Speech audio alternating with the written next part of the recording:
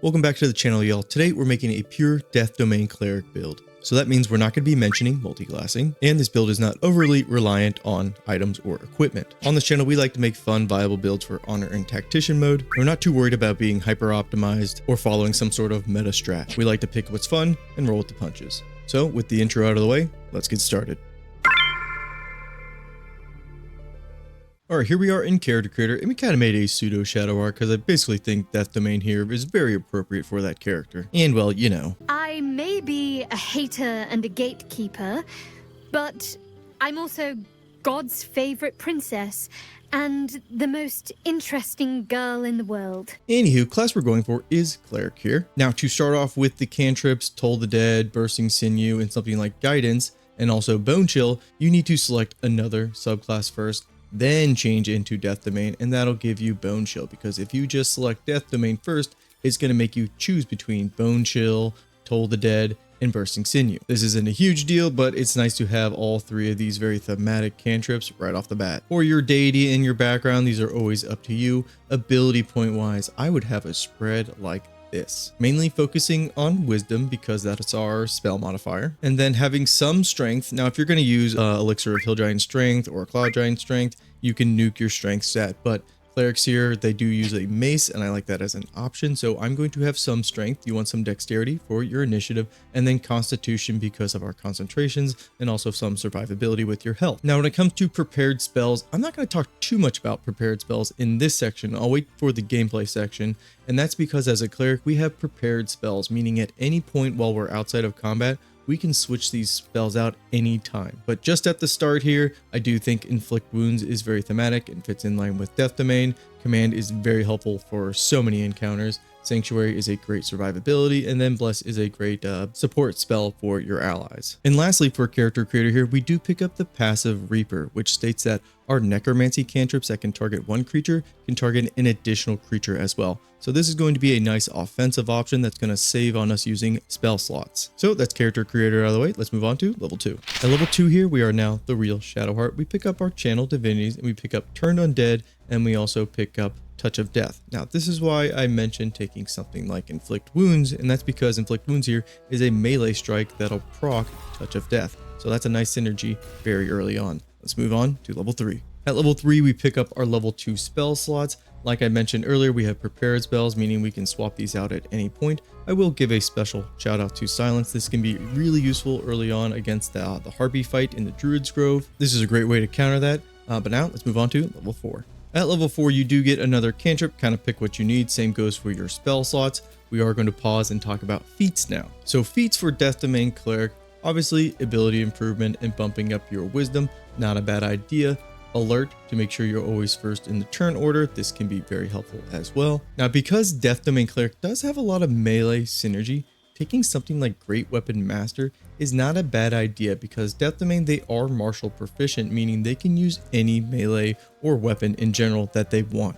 And in addition to Great Weapon Master here, we also can take Full Arm Master, which this is what I'm going to take at level 8. And that's because this is going to synergize really well with Death Domain and all their melee synergy as far as their Channel Divinity. And then later down the line, we're going to get a Divine Strike as well.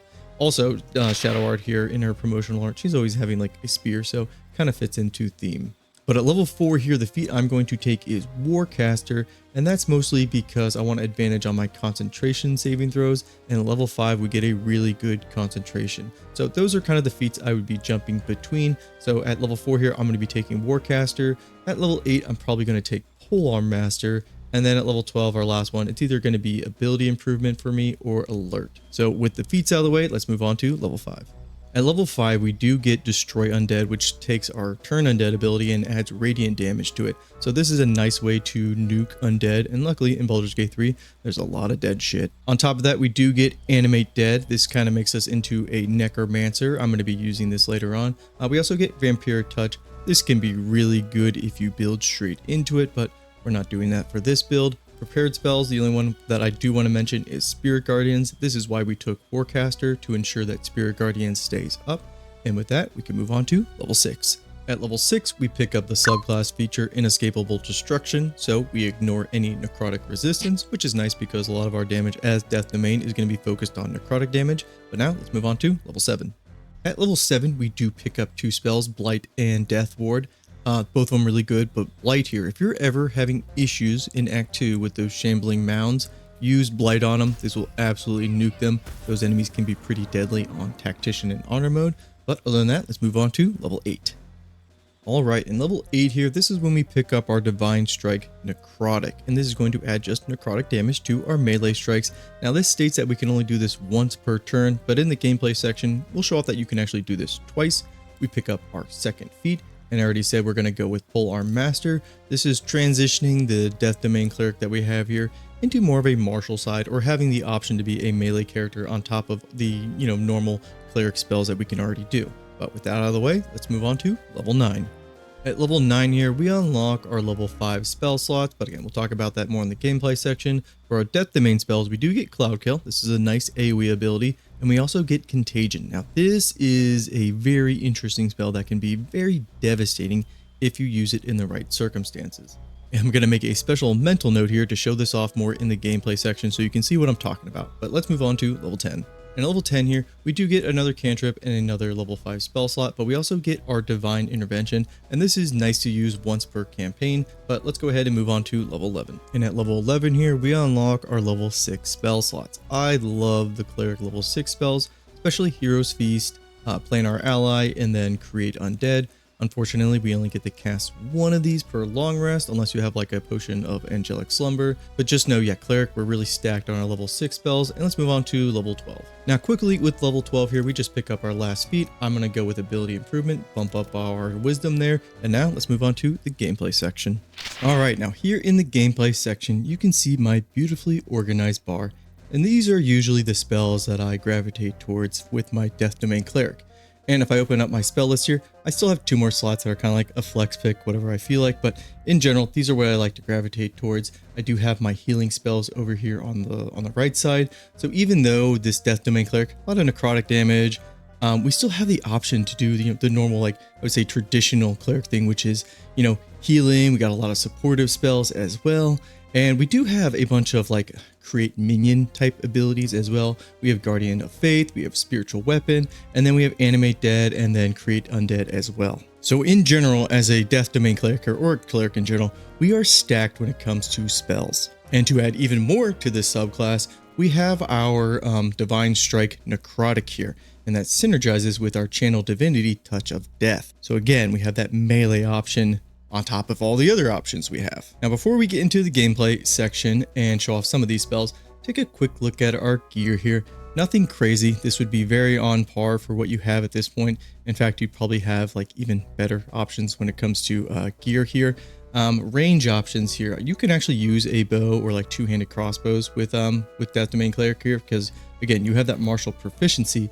And this Divine Strike Necrotic actually has a range option as well. So if you want to use a bonus action for like a hand crossbow, that's a pretty good use of it. And say what you want about, Shar and stuff. Man, their drip is, it's pretty sick. Looking good there, Shadowheart. Looking good in there. Now, I usually don't want to do like any prep skills, but I feel like if you are going around as a Death Domain, you would use something like Animate Dead here. And I'm going to make a Flying Ghoul. And then I'm actually going to use my level 6 spell slot to create a mummy. And before anybody wants to chew off my head, yes, I know being like a camp cleric is a thing where you would cast Hero's Feast and then take that cleric out of your party while 3 of your other party members enjoy the Hero's Feast buff. But again, going for more of a fun, viable side of a build, and I don't necessarily want to do a lot of like min-maxing. I just like to have an easy flow when it comes to my campaigns and my playthroughs. But that's all the prep out of the way. That's our talk about equipment. Again, equipment, this is more of a framework. You're going to be successful basically with whatever gear you use. Obviously, you don't need strength with your Death Domain Cleric if you don't want to use a weapon that's going to synergize with strength. I'm preferring to use a spear here, and that does go up your strength, so that's why I invested into that. And also, this is going to be a solo fight, so I am going to use an Elixir of Hill Giant Strength. I could go up to a Cloud Giant Strength, but I don't want to be like too juiced and give you guys some like false impressions. But anyways, let's go cause some trouble and yeah, let's go kill some shit. Don't mind us, citizens. Just your normal mummy and flying ghoul going through the streets. Oh no, mummy, don't eat Carnage. No, don't do it. Sorry, Co. And the guards are pissed. So our first turn here, oh man, Cleric, we have a lot of options on how we can open this fight. Now they do have a Fist Mage and they like to cast Counterspell. So let's go ahead and take them out. We're going to use our Ghoul here and we're going to fly on over there, zip on over, zoom, and just hit them with Claws. And what's nice about Claws here is it can paralyze a target. Okay, well they missed, that's great, that's great. We can open up with our Divine Strike and hopefully if we get a critical, let's go ahead and hit him. Hit him once, that procs Touch of Death. Go ahead and apply that. Okay, we just killed him right off the bat. Great. Anyways, that's fine because now we get our polearm bonus action. But if we didn't want to do this, you know, we have the option to summon a spirit weapon. We could do a little bit of healing. We could completely protect ourselves with Sanctuary. But instead, I think we'll just hit him with our polearm. And boom, now we have that Divine Strike again, Necrotic. This is what I was mentioning earlier. Even though this says it only works once per turn, now, you can use it twice. We could also double up and use our Touch of Death again, but we only have 2 divinity charges with that, but those come back on short rest. So you really should be using those pretty often, I would say. But for right now, I'll just use Divine Strike again, and that's good to go. We'll end turn and see what they do. So we got our Polearm Master Opportunity Strike there. We're going to go ahead and use it. Bonk. And again, that procs, again, our Divine Strike, Necrotic, and our Touch of Death. We don't want to kill him just yet. Let's use our Divine Strike. Oh no, Shadowheart! Oh my god, no! That's the first time that's ever happened. Well played there, NPCs. Well played. We're gonna keep going though. We're gonna keep going. We're gonna roll with it. Our mummy opened up, so they can't do any more strikes in their turn. Is Archer? Is he just gonna finish off Shadowheart down there? Oh my god! What a time to be alive. I'm gonna have to reload. That's the first time I've ever had to do that. This is embarrassing. And we're fine here, basically back to exactly where we were. We're going to go ahead and move really far away from that ledge. And we're going to put our mummy in front of us. Really quick about our mummy. They have some nice synergy with themselves. Dreadful Glare. This is going to frighten a target. That then sets up your multi-attack for your next turn, which this is a lot of damage for a minion. On top of that, these mummies are like pretty tanky because they're resistant to non-magical slashing, piercing, and bludgeoning damage. Obviously fire, that's gonna hurt them a lot, but other than that, really tanky. I love the mummy a lot, and they have a good bit of health, 93. We can skip our turn, let the fighter get in close to us. We're gonna use Polearm Master, and I'm gonna do as much damage as I can to him because a little bit of payback to this bastard. Now this hunter here, while he attacks us, we're gonna use Contagion on him. Now Contagion, it's really only effective against bosses or enemies that are gonna be alive for, I would say, more than 3 turns, because that's when the disease can contract and then the really bad status effect will be on them. So again, only really tanky targets are gonna be affected by that, or it's only gonna be useful against them. Let's go ahead and try to stun him with Claws. I don't expect our Ghoul here to last too much longer. We only have 7 health left, but we are, again, little revenge on this fighter here. Now, if we cast something like Spirit Guardians on ourselves, Spirit Guardians is amazing. I think everybody already knows that, but I don't want to cast Spirit Guardians and then go up to use Contagion and accidentally kill him. So just know Spirit Guardians, this is like bread and butter for every cleric, essentially. We're just going to do a normal Inflict Wound Strike. We're going to bump it up to level 3. Hopefully we get him. Oh, we did. Sweet justice, you bastard. And then what I think we'll do is we will move over here and we just want to stay out of volley range. Move our zombie or our mummy in closer. Use Dreadful Glare. Hopefully it frightens him. Nice. And then we'll just wait. I said move out of volley range and we're still in it. There's a reason I got pushed off that ledge. Anywho, this guy is still frightened, so we could follow up with a multi-attack, and this would hurt him a lot, potentially even killing him. We don't want to do that just yet. We're going to play with our food a bit. Now again, you would only do this on a boss or something really tanky because you can see all the effects that Contagion can do here. Blinding Sickness, this is an okay one. I like the disadvantage on Wisdom saving throws. That can be really helpful. Filth Fever, I like this one as well for characters that are using a lot of strength. This will basically neuter them. And then Flesh Rot, this will make them vulnerable to all types of damage. That can be really helpful. And then Slimy Doom, I think this is the one I'm going to use because every time they are hit, they will be stunned. So they'll basically be dead in the water. Essentially, if any of these contagions contract into a disease, the target's dead. It's basically game over. So let's go ahead and try to hit them. Now, this is a melee spell, similar to Inflict Wounds here. So that means it synergizes with Touch of Death. I'm not going to use Touch of Death because that'll kill him. And now we basically want to play the waiting game and let the stages of contagion just build up, because right now we're at stage 1.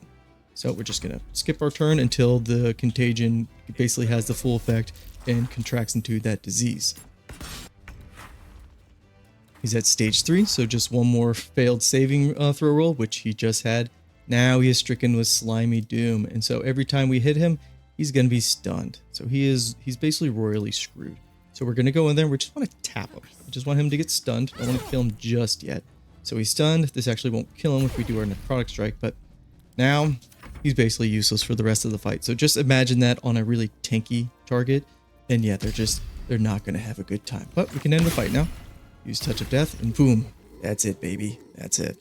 But alright, y'all. That's the build. That's the video. Death the Main Cleric is one of my favorite subclasses in the game, and Cleric in general is one of my favorite classes, and it's already stacked with so many other good subclasses at the same time. So it makes it really hard to choose which subclass to go with when I'm deciding to go with a Cleric, and 90% of my playthroughs, they have a Cleric. Now, next video, I'm going to be continuing my Versus series. We started off with the Paladin and compared all those subclasses together and kind of went through which is the strongest, which is the weakest. The next one is going to be Cleric, so it's a little bit of a fluffer for that. And man, that's going to be a long one too, because there's a lot of Cleric subclasses and there's so many good ones. So that upper echelon of like a tier list, it's going to get pretty crowded just after the Cleric video. But anyways, if you made this far, thank you very much. I appreciate the hell out of you, and I will catch you next time. Peace and take care.